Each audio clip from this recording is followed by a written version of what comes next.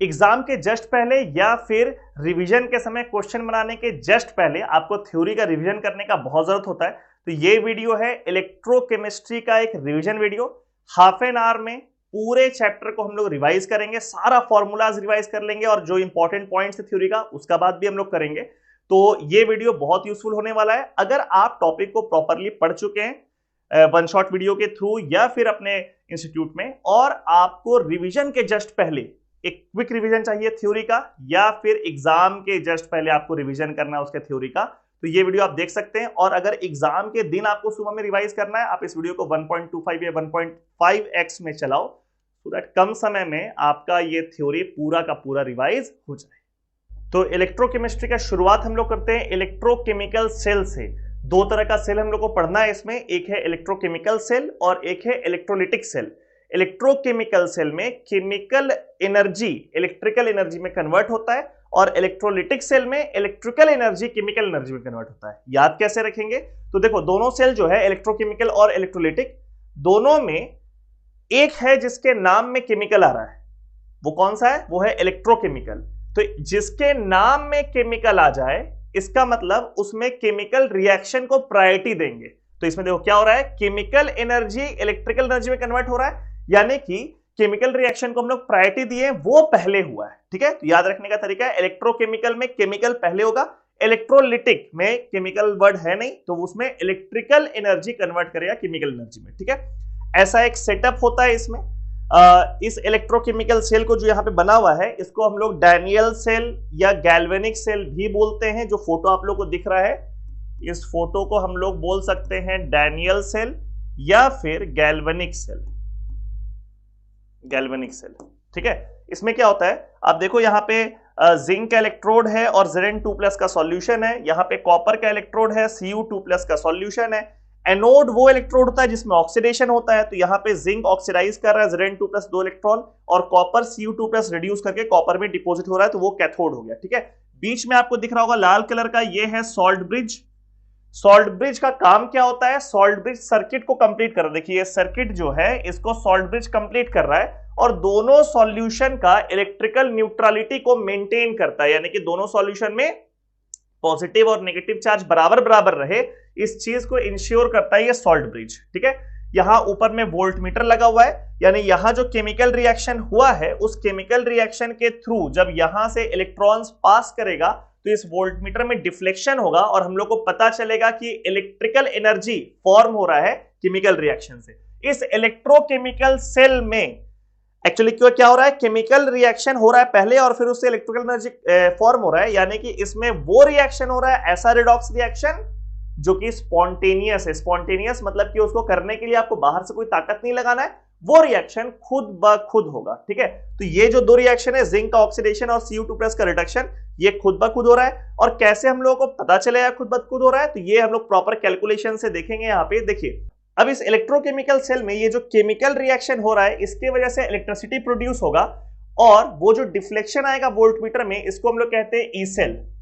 E cell is deflection in the voltmeter. उसका value क्या होगा, तो ये यहाँ पे कैथोड में रिडक्शन हो रहा है, तो इसका पोटेंशियल माइनस एनोड में ऑक्सीडेशन हो रहा है, इसका रिडक्शन पोटेंशियल। यहाँ पे देखिए लिखा हुआ है E reduction cathode minus E reduction anode.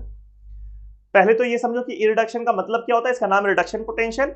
और कैथोड माइनस एनोड क्यों किए? बिकॉज हम लोग ई रिडक्शन यूज कर रहे हैं, तो कैथोड में एक्चुअली रिडक्शन हो रहा है, तो इसलिए उसका वैल्यू पॉजिटिव लेंगे। और एनोड में यहाँ पे देखो ऑक्सीडेशन हो रहा है और यहाँ पे हम लोग यूज कर रहे हैं ई रिडक्शन, तो इसलिए यहाँ पे हम लोग माइनस ले लिए। ठीक है, तो ये याद रखना है, E reduction cathode minus E reduction anode is deflection in this voltmeter. और इस केस में कैथोड में है Cu2+ से Cu और एनोड में है Zn से Zn2+। तो यहाँ पे हम लोग क्या लिख रहे हैं, E Cu2+ से Cu, और यहाँ पे मेरे को लिखना था Zn से Zn2+, लेकिन क्योंकि यहाँ पे E रिडक्शन है तो यहाँ पे हम क्या लिख दिए, Zn2+ से Zn, और इसलिए यहाँ पे माइनस साइन लगाए। ठीक है, ये क्लियर होना चाहिए। अब वो अगर यहाँ पे Zn से Zn2+ लिखा होता तो यहाँ प्लस लगाते, बिकॉज वो ऑक्सीडेशन पोटेंशियल होता। यहाँ Zn2+ से Zn है, यानी कि रिडक्शन पोटेंशियल है, और एनोड में होता ऑक्सीडेशन है, इसलिए यहाँ पे साइन क्या लगाए, माइनस। ठीक है, अगर ये ई सेल का वैल्यू यानी कि वोल्टमीटर में जो डिफ्लेक्शन है उसका वैल्यू पॉजिटिव निकल करके आता है, यानी कि ये सेल स्पॉन्टेनियस है, ये जो रिएक्शन हो रहा है रिडॉक्स रिएक्शन वो स्पॉन्टेनियस है, और यहां पर ये वोल्टमीटर का डिफ्लेक्शन आपको बताएगा कि भाई आप एक स्पॉन्टेनियस रिडॉक्स रिएक्शन से केमिकल एनर्जी को इलेक्ट्रिकल एनर्जी में कन्वर्ट कर चुके हैं, ठीक है। तो कब एक इलेक्ट्रोकेमिकल सेल स्पॉन्टेनियस होता है, जब ई सेल का वैल्यू हो जाता है पॉजिटिव, ठीक है। Then there is a term which is called E not cell. E not cell क्या होता है, वो ई सेल के जैसा ही है but under standard condition. Standard condition का मतलब जब ये दोनों का कंसंट्रेशन 1 m हो, 1 मोलर, मोलारिटी उसका कितना हो जाएगा 1, तो वैसे केस में जो डिफ्लेक्शन होगा उसको बोलेंगे ई नॉट। तो हर जगह यहां देखो, जैसे यहां ई सेल का इक्वेशन था वैसे ई नॉट सेल का इक्वेशन हो गया, और ई नॉट का वैल्यू फिक्स होता है किसी भी हाफ सेल के लिए। ई नॉट का वैल्यू फिक्स होता है, जैसे कॉपर हाफ सेल का Cu2 प्लस से Cu का ई नॉट रिडक्शन 0.34 है, Zn2 प्लस से Zn का 0.76 है, तो the value of E not is 1.1 volts. बहुत काम का है ये ई नॉट का वैल्यू। ये वैल्यू आपको याद नहीं रखना है, वो एग्जाम में आपको दिया रहेगा, ये सारा वैल्यूज पुट करके बस निकालना होगा आपको। जैसे इसका ई नॉट दे दिया, इसका ई नॉट दे दिया, और आपसे पूछेगा कि ओवरऑल इस सेल का ई नॉट का वैल्यू क्या है, तो ये बेसिक सा कैलकुलेशन करके आप 1.1 वोल्ट्स निकालेंगे, और इसके बाद हम लोग इस ई सेल का वैल्यू को और इस ई नॉट सेल के वैल्यू को आपस में लिंक करेंगे। देखो कैसे लिंक कर रहे हैं यहाँ पे। तो यहाँ पे आप देखिए, ये जो एक और बात यहाँ बताना है, ये जो ई नॉट का वैल्यू आप लिखे हैं Cu2 प्लस से Cu का वैल्यू 0.34 या Zn2 प्लस से Zn2 का वैल्यू Zn का वैल्यू 0.76, ये वैल्यू आया कहां से? तो इसके पीछे का एक छोटा सा थ्योरी जो आप नोट डाउन कर सकते हैं कि ये जो H प्लस H2 का रिडक्शन पोटेंशियल है, H प्लस जब H2 में कन्वर्ट करता है, रिड्यूस करता है, उसका ई नॉट का वैल्यू, उसका स्टैंडर्ड रिडक्शन पोटेंशियल का वैल्यू हम लोग 0 वोल्ट्स ऐसा अज्यूम कर लेते हैं। इसको क्या बोलते हैं? Standard hydrogen electrode. तो ऐसा अज्यूम किया हुआ है दैट स्टैंडर्ड हाइड्रोजन इलेक्ट्रोड का जो ई नॉट का वैल्यू है वो है 0 वोल्ट्स, और इसी के रेफरेंस से, इसी के कॉरेस्पॉन्डिंग बाकी सारे हाफ सेल का ई नॉट का वैल्यू को कैलकुलेट किया जाता है एक्सपेरिमेंटली, और वो हम लोगों को क्वेश्चन में दिया होगा, या आप किताब में भी देखोगे एनसीईआरटी में प्रॉपर अपेंडिक्स बना करके लिखा रहता है कि हर एक हाफ सेल का ई नॉट का वैल्यू क्या होता है। वो ई नॉट का वैल्यू कैसे आया है? तो वो ई नॉट का वैल्यू इसके कॉरेस्पॉन्डिंग आया है, स्टैंडर्ड हाइड्रोजन इलेक्ट्रोड का ई नॉट का वैल्यू को 0 वोल्ट्स अज्यूम किया गया है, माना गया है, ठीक है। अब यहां पे एक इक्वेशन है, delta G is equals to minus NF E cell और delta G naught is equals to minus NF E not cell. ये केमिकल इक्विलिब्रियम और इलेक्ट्रोकेमिस्ट्री को कंबाइन करते हुए इक्वेशन है जो आपको याद रखना है। घेरा हुआ इक्वेशन जो भी आपको मिलेगा वो आपको याद करना है, ठीक है। डेल्टा जी इसका मतलब होता है Gibbs free energy, Gibbs free energy change, this is called Gibbs free energy change. NF E cell, N क्या है? N है number of moles of electrons involved in that reaction. जैसे मान लो कि इस रिएक्शन का बात करो तो इसके लिए, इन दोनों के लिए N का वैल्यू है 2, यहां भी 2 है, यहां भी 2 है, तो इन दोनों के लिए N का वैल्यू हो गया 2, ठीक है। F इज कॉल्ड फैराडे, और F का जो वैल्यू होता है दिस इज 96500 कूलम। होता क्या है ये वैल्यू? तो 1 मोल इलेक्ट्रॉन जितना नेट चार्ज को कैरी करता है that is called 1 Faraday, and the value of that charge is 96500 coulomb, ठीक है। तो delta G Gibbs free energy change, N is number of moles of electrons involved in the reaction, F is equivalent to 96500 coulomb which is 1 Faraday, and E cell अभी आप लोग को हम बताए ही। तो ये डेल्टा जी यहां से निकल गया, डेल्टा जी नॉट निकल गया। Then there is a equation which comes from chemical equilibrium, and the equation is delta G is equals to delta G not plus RT ln Q। Q क्या यहां पे है? Q is called reaction quotient. कैसे निकलता है value? तो देखिए, जैसे ये एक रिएक्शन है, उस डैनियल सेल का ओवरऑल रिएक्शन, तो इसके लिए Q का वैल्यू है प्रोडक्ट का कंसंट्रेशन डिवाइड बाय रिएक्टेंट का कंसंट्रेशन। केमिकल इक्विलिब्रियम क्लास 11 का आप लोगों को याद होगा, तो वहां पे इक्विलिब्रियम कांस्टेंट और रिएक्शन कोशेंट का टर्म आया था। तो प्रोडक्ट का कंसंट्रेशन डिवाइड बाय रिएक्टेंट का कंसंट्रेशन, जिसमें कि प्योर सॉलिड अगर कोई है या प्योर लिक्विड कोई है तो उसका कंसंट्रेशन कांस्टेंट होता है, और उसको हम लोग रिएक्शन कोशेंट या इक्विलिब्रियम कांस्टेंट में मेंशन नहीं करते हैं, ठीक है। तो यहाँ पे हम लोग सॉलिड वाले को मेंशन नहीं करेंगे, सिर्फ किसको मेंशन करेंगे? इस एक्वस वाले को मेंशन करेंगे, Zn2 प्लस को, यहाँ पे Cu2 प्लस को। Product divide by reactant will give you reaction quotient, this is reaction quotient, this T is temperature in kelvin, R is universal gas constant, और डेल्टा जी नॉट और delta जी तो यहाँ पे आ ही गया। अब इस डेल्टा जी के जगह ये वाला वैल्यू पुट करेंगे, डेल्टा जी नॉट के जगह ये वाला पुट करेंगे, और उसको प्रॉपरली सॉल्व जब हम लोग कर लेंगे, सॉल्व कर लेंगे, ई सेल अलग, ई नॉट सेल सब पुट करके, तो ये एक इक्वेशन निकल करके आता है। ये ऊपर वाला इक्वेशन ध्यान देंगे, E cell is equals to E not cell minus RT by NF log Q। This is Nernst equation, basically this is also Nernst equation. और ये नीचे वाला इक्वेशन इज बेसिकली, इस इक्वेशन में जब हम लोग टेम्परेचर को रूम टेम्परेचर पुट कर देते हैं 298 केल्विन, आर का वैल्यू एसआई यूनिट में 8.314 पुट कर देते हैं, एफ का वैल्यू ये वाला पुट कर देते हैं, तो सब कुछ सॉल्व करने के बाद ऐसा इक्वेशन निकल करके आता है। यहां पे एक छोटा सा करेक्शन करेंगे हम लोग कि इस जगह पे ये वाले इक्वेशन में यहां पे ln होता है log नहीं, यहां पे होता है ln, ये वाला ln आता है। जब ln को log में कन्वर्ट करते हैं तो 2.303 से मल्टीप्लाई करते हैं और बाकी सारे कांस्टेंट्स का वैल्यू पुट करने के बाद ये वाला वैल्यू निकल के आता है E cell is equals to E naught cell minus 0.059 by n log Q। ध्यान रखना है कि ये वाला जो नीचे वाला इक्वेशन है ये ज्यादा यूज होता है क्वेश्चन को सॉल्व करने के लिए, लेकिन अगर किसी क्वेश्चन में टेम्परेचर 298 केल्विन नहीं दिया हुआ है, कोई और टेम्परेचर दिया हुआ है, तो वैसे केस में ये नीचे वाला इक्वेशन नहीं यूज करना, गलत आंसर आ जाएगा। ऊपर वाला इक्वेशन को यूज करेंगे यहाँ पे और जो भी टेम्परेचर दिया उसका वैल्यू पुट करके फिर प्रॉपर्ली क्वेश्चन को सॉल्व करेंगे, ठीक है। तो इससे क्वेश्चन सॉल्व होता है कि अब मान लीजिए कि ये डैनियल सेल वाला इक्वेशन है, ये रिएक्शन, तो उसमें अगर आप नर्स्ट इक्वेशन लगाओगे तो आप क्या लिखोगे, E cell is equals to E not cell minus 0.059 by 2, because यहाँ पे 2 इलेक्ट्रॉन का एक्सचेंज है, डिवाइड बाय 2 लॉग क्यू, और क्यू का वैल्यू है प्रोडक्ट बाय रिएक्टेंट का कंसंट्रेशन का रेशियो। तो ये इक्वेशन आपको निकल के आ गया, जिसमें ई नॉट का वैल्यू अभी इस पिछले पेज में हम लोग लिखे हुए 1.1 वोल्ट जो क्वेश्चन में दिया होगा, यहाँ पे आप पुट कर दिए। अगर इसका भी कंसंट्रेशन सवाल में दिया हुआ है तो आप ई सेल निकाल देंगे, अगर ई सेल और किसी एक का कंसंट्रेशन दिया हुआ है तो आप सॉल्व करके किसी दूसरा कंसंट्रेशन निकालेंगे। You have to learn this equation, इससे न्यूमेरिकल आने का बहुत चांस होता है, नस्ट इक्वेशन को कहते हैं। और हम ऐसा आप लोगों को सजेस्ट करेंगे दैट आप ये दोनों इक्वेशन को याद रखो, बिकॉज मैक्सिमम बच्चे इस इक्वेशन को याद रखेंगे और वो 298 केल्विन के लिए तो बन जाएगा सवाल, लेकिन अगर सवाल में टेम्परेचर को चेंज किया गया तो वहां पे वो फंस सकते हैं। आपको अगर ये इक्वेशन याद है, टेम्परेचर चेंज करने पर भी आप सवाल को सॉल्व कर लेंगे, ठीक है। आगे बढ़ते हैं। अब ये देखिए, यहां से हम लोग क्या करने वाले हैं, इक्विलिब्रियम कांस्टेंट का वैल्यू डिराइव करने की कोशिश करेंगे। ये नस्ट इक्वेशन है 298 केल्विन पर, T is equals to 298 kelvin पे, this is the Nernst equation. जब इक्विलिब्रियम आता है, एट इक्विलिब्रियम डेल्टा जी का वैल्यू हो जाता है 0, ठीक है। ये भी केमिकल इक्विलिब्रियम का पार्ट है कि अगर रिएक्शन फॉरवर्ड डायरेक्शन में फिजिबल होता है तो डेल्टा जी नेगेटिव होता है, लेकिन अगर रिएक्शन इक्विलिब्रियम में है तो gives free energy change, delta G का वैल्यू क्या होता है 0। और अगर डेल्टा जी 0 है तो ऑब्वियसली ई सेल का वैल्यू भी 0 हो जाएगा, बिकॉज डेल्टा जी क्या हो गया, minus NF E cell. So if this is 0, this is also 0। तो ई सेल का वैल्यू 0, तो ये कंडीशन है इक्विलिब्रियम का, ई सेल अगर 0 हो गया तो इक्विलिब्रियम कंडीशन है। और इक्विलिब्रियम कंडीशन में रिएक्शन कोशेंट इक्विलिब्रियम कांस्टेंट के बराबर होता है, this again comes from chemical equilibrium. और यहां पे इस नस्ट इक्वेशन में इस ई सेल के जगह आप 0 पुट कर दिए और इस Q के जगह KEQ पुट कर दिए, तो सॉल्व करके यू गेट दिस इक्वेशन, जहां से अगर क्वेश्चन में आपको ई नॉट सेल का वैल्यू दिया है तो आप इक्विलिब्रियम कांस्टेंट या वाइस वर्सा कैलकुलेट कर सकते हैं। ये वाले इक्वेशन को आप चाहो तो याद कर सकते हो, एज सच हम बहुत याद करने के फेवर में नहीं रहते, बिकॉज नस्ट इक्वेशन हर बच्चे को याद है और वहां पे आपको सिर्फ पुट करना है ई सेल के जगह 0 और Q के जगह K इक्विलिब्रियम, और आप तुरंत इस इक्वेशन में पहुंच जाएंगे। So you can either learn this equation और you can derive in 2 steps from Nernst equation if the question comes, ठीक है। आगे बढ़ते हैं।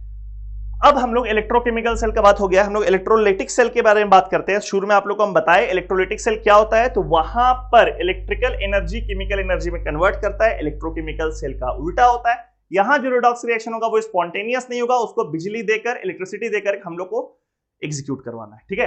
तो ये फोटो आप देख रहे होंगे, इस फोटो को कई बार आप देखेंगे पहले।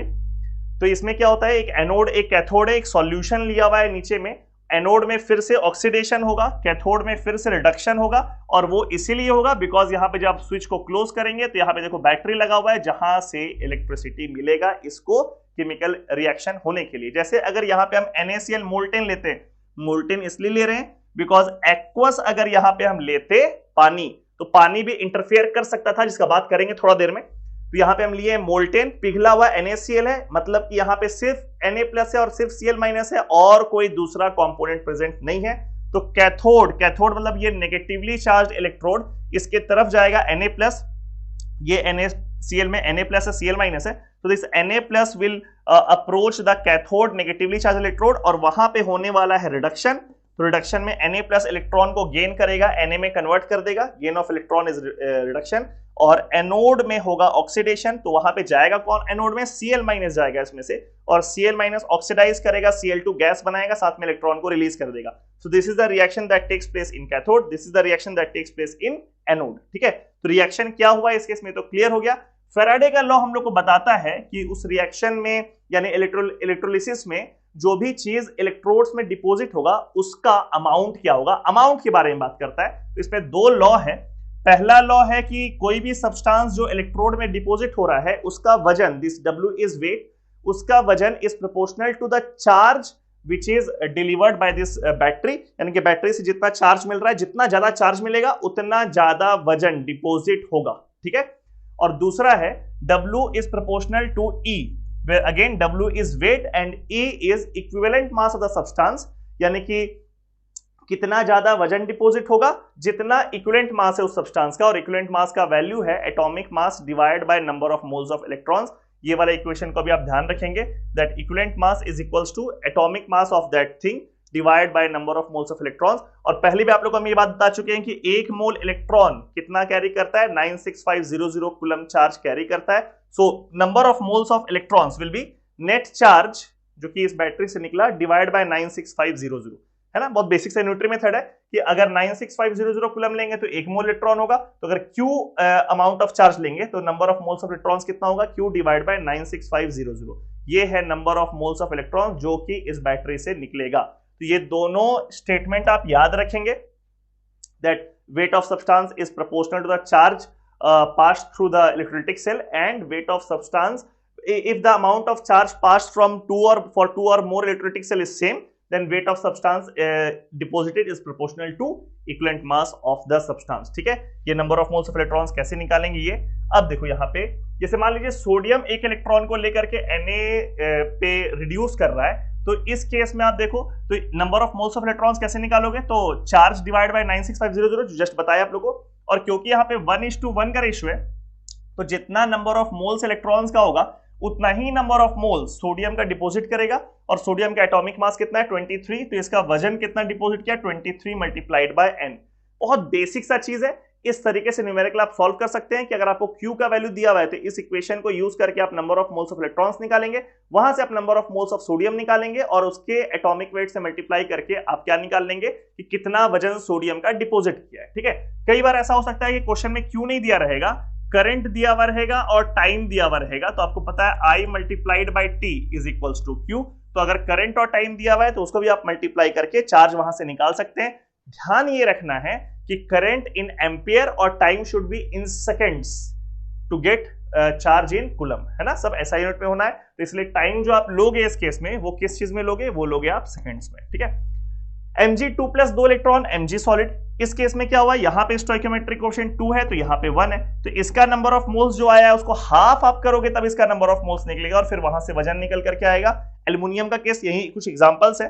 एल्युमिनियम वाले केस में यहां पे 3 आ गया स्टोइकियोमेट्रिक कोएफिशिएंट, यहां 1 है, तो इसका नंबर ऑफ मोल्स निकालने के बाद उसको 1/3 से मल्टीप्लाई करोगे तब जाकर के वहां पे निकल के आएगा। तो जैसा भी रिएक्शन आपके सामने रहेगा उसमें सिर्फ आपको क्या देखना है, इलेक्ट्रॉन का स्टोइकियोमेट्रिक कोएफिशिएंट और साथ में जो भी चीज डिपॉजिट हो रहा है उसका स्टोइकियोमेट्रिक कोएफिशिएंट और नंबर ऑफ मोल्स उसी रेशियो में रहेगा, और वहां से आप वजन निकालेंगे किसी भी चीज का जो डिपॉजिट करने वाला है, ठीक है। तो ये तो हो गया क्वांटिटेटिव एस्पेक्ट ऑफ इलेक्ट्रोलिसिस, यानी कि कितना क्वांटिटी डिपॉजिट कर रहा है उसके बारे में बात। शुरू में आप लोगों को एक बात हम बोले थे यहाँ पे कि ये मोल्टेन स्टेट में है इसलिए कोई कंपटीशन नहीं है। यहाँ पे सोडियम जो है वो रिड्यूस कर रहा है, क्लोराइड ऑक्सीडाइज कर रहा है, लेकिन अगर वहां पे एक्वस होता, अगर वहां पे पानी होता तो H2O भी इंटरफेयर करता रिएक्शन में, H2O भी ऑक्सीडेशन रिडक्शन करना चाहता, उसके बारे में बात करेंगे। And the topic is products of electrolysis, कि एक्चुअली बनेगा क्या, एक्वस सॉल्यूशन रहेगा तो कैथोड और एनोड में जो प्रोडक्ट बनेगा वो बनेगा क्या। तो यहां पे देखिए कुछ बात लिखें, इन एक्वस मीडियम में अगर आप रिडक्शन करने का बात करते हैं, यानी कहां का बात कर रहे हैं आप बात कर रहे हैं कैथोड का। रिडक्शन कहां पे होता है, कैथोड में होता है। तो कैथोड में अगर आपको रिडक्शन करना है तो कौन रिड्यूस करेगा, it depends on the value of E0 reduction potential, standard reduction potential जो थोड़ा देर पहले हम लोग बात किए थे, E0 रिडक्शन, वो डिसाइड करेगा कि एक्चुअली रिड्यूस करेगा कौन। तो यह एक बेसिक सा फंडा याद रखना कि कोई भी अल्कली मेटल या अल्कलाइन अर्थ मेटल का अगर कैटायन है तो उससे ज्यादा होता है H2O का रिडक्शन पोटेंशियल, तो वैसे केस में ये मेटल कैटायन रिड्यूस नहीं करेगा बल्कि H2O रिड्यूस करेगा, और H2O रिड्यूस करके किस में जाएगा, तो H2O रिड्यूस करके बनाएगा H2 रिएक्शन, अभी थोड़ा देर में देखेंगे हम लोग, ठीक है। लेकिन अगर इन अल्कली मेटल या अल्कलाइन अर्थ मेटल के अलावा कोई और कैटायन रहा तो उसका रिडक्शन पोटेंशियल H2O से देखो ज्यादा है, तो इस वैसे केस में H2O रिड्यूस नहीं करेगा बल्कि वो कैटायन रिड्यूस करेगा जो प्रेजेंट है उस सॉल्यूशन में। ठीक है, यहाँ पे कुछ एग्जांपल भी हम लिख दिए alkali metal alkaline earth metals का, तो ये वाला पॉइंट आप ध्यान रखेंगे कि ये रिडक्शन के लिए प्रेफरेंस ऐसा कुछ रहने वाला है। ठीक है, वहीं ऑक्सीडेशन का बात करें तो ऑक्सीडेशन कहां पर होता है? ऑक्सीडेशन होता है एनोड में। एनोड का बात करें, वहां पे जा कौन रहा है? एनायन। ध्यान रखना, एनोड में जाता है एनायन और कैथोड में जाता है कैटायन। ठीक है, तो एनोड में चला गया एनायन। अब एनायन में H2O से पीछे जो E0 ऑक्सीडेशन का बात हो रहा है उसमें कौन कौन है? उसमें फ्लोराइड है और सल्फेट है, यानी कि फ्लोराइड या सल्फेट हुआ एक्वस मीडियम में तो H2O ऑक्सीडाइज करेगा, ये ऑक्सीडाइज नहीं करेगा। लेकिन अगर क्लोराइड, ब्रोमाइड या आयोडाइड है तो उसका E0 ऑक्सीडेशन का वैल्यू H2O से ज्यादा है, यानी कि उसको हम लोग प्रीफर करेंगे for oxidation instead of H2O। तो ये बेसिक सीरीज आप नोट डाउन कर लो, इसको हम लोग यूज करके एक दो इलेक्ट्रोलिसिस का प्रोडक्ट निकालने की कोशिश करते हैं। इससे देखो NaCl एक्वस है, मोल्टेन नहीं एक्वस है, तो एनोड में कंपटीशन चलेगा क्लोराइड में और साथ में पानी में। तो क्लोराइड और पानी में जीतेगा कौन? क्लोराइड। अभी जस्ट बताया आप लोगों को कि क्लोराइड और पानी में क्लोराइड जीतेगा, तो इसीलिए क्लोराइड को हम लोग देखिए ऑक्सीडाइज किया, ऑक्सीडेशन हुआ यहाँ पे, ये ऑक्सीडेशन रिएक्शन है क्लोराइड का। ठीक है, वहीं कैथोड में फिर कंपटीशन होगा Na+ और पानी में, और इस बार पानी जीत जाएगा बिकॉज अल्कली मेटल से तो ज्यादा होता है पानी का E0 रिडक्शन। तो H2O will undergo reduction in cathode, और वो H2O का रिडक्शन का ओवरऑल रिएक्शन, इस रिएक्शन को याद रखना, H2 रिड्यूस करके H2 तो बना है, बट साथ में बैलेंस करने के लिए यहाँ पे H2 बन गया, यहाँ पे 2 लगाए तो 2OH- यहाँ पर लिखे, 2 इलेक्ट्रॉन लिखे। अब देखो ये चार्ज वाइज और एटम वाइज पूरा बैलेंस्ड है। ठीक है, तो ये प्रोडक्ट रहेगा इसमें कि एनोड में Cl2 गैस रिलीज होगा और कैथोड में H2 गैस रिलीज होगा, और Na सॉलिड कहीं पर डिपॉजिट नहीं होगा। अगर फैराडे लॉ के हिसाब से क्वेश्चन आता है तो इलेक्ट्रॉन का अगर आपको चार्ज का वैल्यू अगर दिया हुआ है तो उसको 96500 से डिवाइड करोगे, number of moles of electrons निकल जाएगा, उसको आप यहां पे पुट करेंगे, उसको आप यहां पर पुट करेंगे, और फिर उसके कॉरस्पॉन्डिंग अगर आपसे पूछ रहा है कि H2 का बताइए कितना मोल्स निकल रहा है, तो इसका जितना नंबर ऑफ मोल्स है 2:1 का रेशियो है, तो इसका नंबर ऑफ मोल्स उसका आधा हो जाएगा, और उस तरीके से आप क्वेश्चन को सॉल्व कर सकते हैं। ठीक है, एक और इलेक्ट्रोलिसिस देखते हैं हम लोग, कॉपर सल्फेट एक्वस। तो इस बार एनोड में सल्फेट यानी कि एनायन वर्सेस पानी, और वो लिस्ट अगर आपको ध्यान में होगा जो इसकी जस्ट पीछे वाले स्लाइड में था, तो H2O का रिडक्शन, H2O का जो एनोड में ऑक्सीडाइज करने का टेंडेंसी है, E0 ऑक्सीडेशन वो सल्फेट से ज्यादा है, तो यहाँ पे H2O अंडरगोज ऑक्सीडेशन, और H2O ऑक्सीडाइज करके किसमें कन्वर्ट करता है? O2 में। बैलेंस करने के लिए यहाँ पे 2 लगा दिए, ऑक्सीजन अगर यहाँ पे 2 था तो यहाँ 2 लगा दिए, यहाँ पे 4 हाइड्रोजन हो गया, 4H+, 4 इलेक्ट्रॉन, ये बैलेंस हो गया।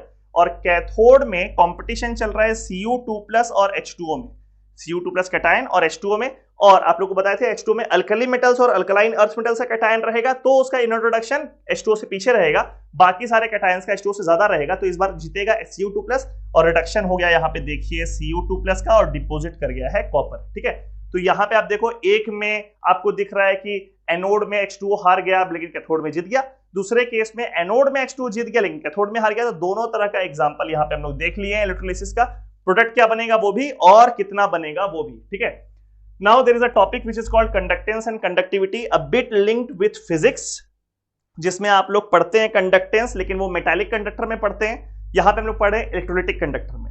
ये वाला फॉर्मूला आप लोग का जाना पहचाना दिख रहा होगा, R is equals to rho into L/A, physics में यूज होता है, रेजिस्टेंस है ये, this R is called resistance, this rho is called resistivity, ये L होता है उस मेटल कंडक्टर का लेंथ, और ये होता है क्रॉस सेक्शनल एरिया। ठीक है, यहां पर इलेक्ट्रोलिटिक कंडक्टर का बात हो रहा है तो R रेजिस्टेंस और रो रेजिस्टिविटी रहेगा, ये L हो जाएगा दोनों इलेक्ट्रोड के बीच का डिस्टेंस, और A हो जाएगा उस इलेक्ट्रोड का क्रॉस सेक्शनल एरिया। कौन सा इलेक्ट्रोड का? तो यहां पे जो फोटो बना हुआ है इसको देखिए, ये L हो जाएगा इन दोनों के बीच का डिस्टेंस, दिस इज L, और जितना क्रॉस सेक्शनल एरिया इस इलेक्ट्रोड का यहां पर प्रेजेंट है इस सॉल्यूशन में जो डिप्ड है, ये क्रॉस सेक्शनल एरिया, ये हो गया उसका वो A वाला पार्ट। ठीक है, वापस जाते हैं वहां पे, तो ये देखिए ये L हो गया दोनों के बीच का लेंथ, ये क्रॉस सेक्शनल एरिया। रेसिप्रोकल कर दिए जब, तो 1/R is equals to 1/ρ A/L, 1/R is called G which is called conductance, and 1/ρ is called K which is called conductivity. This G is called conductance which is reciprocal of resistance. this K is called conductivity which is reciprocal of resistivity. A by L वही चीज है. SI unit of G, G का SI unit होता है साइमेंस, S से लिखते हैं, तो K का क्या हो जाएगा साइमेंस. ये A का मीटर स्क्वायर और ये L का मीटर, तो यह मीटर हुआ, उस तरफ गया तो पर मीटर हो गया, तो K का SI यूनिट इज साइमेंस पर मीटर. ठीक है, ध्यान रखेगा दोनों बात. फिर there is a term which is called molar conductivity. Molar conductivity is nothing but conductivity by concentration, और इसको इससे इंडिकेट करते हैं, called lambda M. Lambda M से इंडिकेट करते हैं बड़ा लैम्डा. दिस इज कॉल्ड बड़ा लैम्डा, दिस इज कॉल्ड छोटा लैम्डा. ठीक है, कब कहां यूज करेंगे देखते हैं. तो lambda M is molar conductivity which is conductivity divide by concentration. अब कंडक्टिविटी का यूनिट क्या है, तो साइमेंस पर मीटर, और कंसंट्रेशन क्या होता है, मोल्स पर लीटर. अब लीटर होता है डेसीमीटर क्यूब, तो इसलिए यहां पे मीटर, इस तरफ डेसीमीटर क्यूब, तो थोड़ा बहुत कॉमन करना पड़ेगा हम लोगों को यूनिट. तो ये कॉमन यूनिट जो लैम्डा एम का निकल के आता है, this is siemens centimetre square per mole, और ये कंडक्टिविटी के, कंसंट्रेशन एम है. This is conductivity K, this is concentration M, M is molarity. तो सिर्फ के बाय एम नहीं रहेगा, 1000 लगेगा, बिकॉज हम लोग यूनिट में चेंज किए.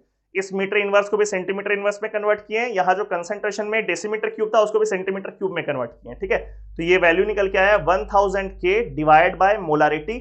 ये इक्वेशन को आप याद रखेंगे. This K is conductivity, this M is molarity, and this lambda M is molar conductivity. ठीक है, तो ये इक्वेशन पे सवाल पूछता है एग्जाम में. अब मोलर कंडक्टिविटी लैम्डा एम और कंसंट्रेशन का रूट सी के बीच में अगर कर्व देखें हम लोग, इसका फंक्शन देखें, तो ये हरा वाला आप लाइन देख रहे होंगे, स्ट्रेट लाइन है. वो कर्व होता है स्ट्रॉन्ग इलेक्ट्रोलाइट के लिए. स्ट्रॉन्ग इलेक्ट्रोलाइट का मतलब होता है जो अपने कॉरेस्पॉन्डिंग आयंस में पूरा टूट जाए. जैसे कि ऐसा रहता है ना, अगर ए बी इरिवर्सिबल साइन और यहाँ पे A प्लस B माइनस, तो ये AB हो गया स्ट्रॉन्ग इलेक्ट्रोलाइट. तो उसके लिए ये ग्रीन वाला कर्व होता है स्ट्रेट लाइन. वही ये लाल वाला जो कर्व आपको दिख रहा है rectangular hyperbola, this curve is for weak electrolyte. Weak electrolyte क्या हो जाएगा, तो वीक इलेक्ट्रोलाइट होगा जहां पे मान लो ये AB है, ये अपने आयंस में पूरा नहीं ब्रेक कर रहा है, बल्कि इक्विलिब्रियम में है इस तरीके से, A प्लस और B माइनस और बीच में रिवर्सिबल का साइन है, इसको बोलते हैं हम लोग वीक इलेक्ट्रोलाइट. ठीक है, तो स्ट्रॉन्ग इलेक्ट्रोलाइट के साथ स्ट्रेट लाइन है और वीक इलेक्ट्रोलाइट के साथ ये रेक्टेंगुलर हाइपरबोला है. दोनों का फंक्शन भी लिखा हुआ है. स्ट्रॉन्ग इलेक्ट्रोलाइट वाला कर्व है lambda M is equals to lambda infinity M minus A root C, क्योंकि ये जो स्ट्रेट लाइन है ये y equals to mx plus C वाला कर्व है. ये जहां पर इंटरसेक्ट कर रहा है इस y एक्सिस को, that is called lambda infinity M. यानी कि कंसंट्रेशन अगर जीरो हो जाएगा तभी ये वाला पॉइंट आएगा. कंसंट्रेशन जीरो का मतलब वॉल्यूम इंफिनिटी की तरफ चला गया. This lambda infinity M is called lambda M at infinite dilution. Molar conductivity at infinite dilution, this is called lambda M at infinite dilution. यानी कि उसमें हम लोग इतना पानी डाल दिए हैं कि उसका वॉल्यूम टेंडिंग टू इन्फिनिटी हो गया है, कंसंट्रेशन टेंडिंग टू जीरो हो गया है. उस समय उसका मोलर कंडक्टिविटी कितना होगा, that is lambda infinity M. ठीक है, वही लैम्डा इन्फिनिटी एम इसके इक्वेशन में भी है. वही जो लाल वाला कर्व है तो रेक्टेंगुलर हाइपरबोला है, और रेक्टेंगुलर हाइपरबोला का इक्वेशन होता है y into x is equals to constant. तो y में है लैम्डा m, x में रूट अंडर c, तो lambda m into root under c is equals to constant is the curve for this red one. लाल वाला के साथ एक चक्कर है, वीक इलेक्ट्रोलाइट के साथ एक चक्कर है कि ये वाला कर्व इस y एक्सिस में कहीं कट ही नहीं कर रहा है, बिकॉज ये तो रेक्टेंगुलर हाइपरबोला है.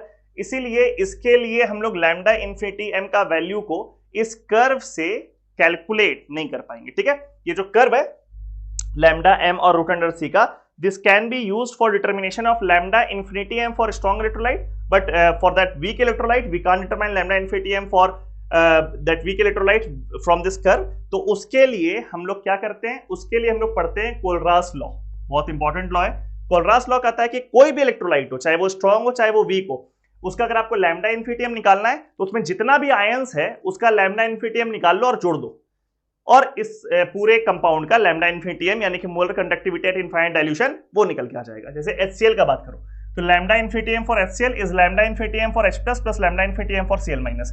अब यहाँ पे देखो, यहाँ डिफरेंस आ गया. ये जो बड़ा वाला लैम्डा ये कंपाउंड के लिए यूज करते हैं, और ये जो छोटा वाला लैम्डा ये आयंस के लिए यूज करते हैं. देखो छोटा वाला लैम्डा है, ये आयंस के लिए यूज करते हैं. अब अगर H2SO4 का बात किया जाए तो इसमें 2 H प्लस है और एक सल्फेट है, तो यानी कि यहाँ पे हम क्या लिखेंगे, इसका lambda infinity m is equals to 2 into lambda infinity m for H plus plus lambda infinity m for sulphate.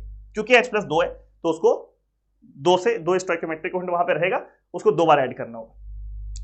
ये वीक इलेक्ट्रोलाइट है CH3COH, बट कोलरास लॉ तो सबके लिए एप्लीकेबल है, स्ट्रॉन्ग हो चाहे वीक हो। तो CH3COH के लिए भी हम लोग क्या लिखेंगे, lambda infinity M for acetate plus lambda infinity M for H plus will give you lambda infinity M for acetic acid. So using this Kohlrausch law we can determine lambda infinity M for weak electrolyte. कैसे निकालेंगे, देखो ये है lambda infinity M for acetic acid weak electrolyte, इसमें ये anion है, ये cation है। तो एक काम करो, एक कंपाउंड लेकर के आओ जिसमें ये एनायन हो और कैटायन कोई और हो, दिख रहा है, और वो स्ट्रांग होना चाहिए। जितना भी लेकर के आया आरएचएस में सबका सब स्ट्रांग इलेक्ट्रोलाइट है। तो ये एनायन रहेगा, कैटायन कोई और रहेगा, तो कैटायन सोडियम लेकर के आ गया। फिर एक दूसरा लेकर के आओ जिसमें ये कैटायन है और एनायन कोई और है, दिख रहा है, H+Cl-। और फिर तीसरा में माइनस करो उसके लैम्डा इन्फिनिटी से जो एक्स्ट्रा आयंस आ गया है। जैसे इसका एनायन और एक एक्स्ट्रा कैटायन है, तो यहां पे एक्स्ट्रा कैटायन कौन है, सोडियम। फिर इसका कैटायन H+ आया और एनायन एक्स्ट्रा लेकर के आया, तो एनायन कौन सा एक्स्ट्रा लेकर के आया, Cl। अब इन दोनों को जोड़ दो तो NaCl एक कंपाउंड मिल गया, और उसका लैम्डा इन्फिनिटी को माइनस कर दो, क्योंकि उसको सब्ट्रैक्ट भी तो करना है आपको आयन को।